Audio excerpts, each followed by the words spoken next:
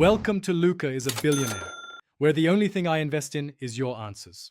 You begin by confirming prerequisites: data saver toggled on, background sync paused, and major apps restricted to Wi-Fi.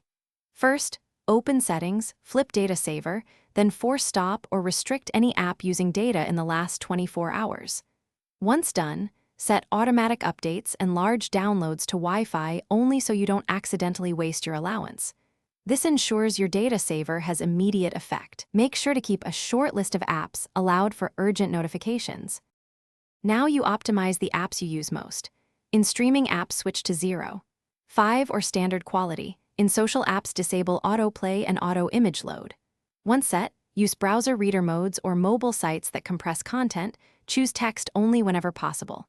Make sure to enable per app data limits and alerts so you see 50% and 90% warnings.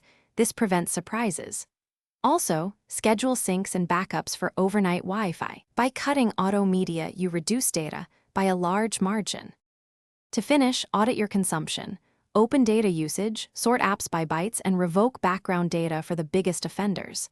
If you see an unexpected spike, restart your device, verify data saver is still on, and check for app updates that might reset preferences.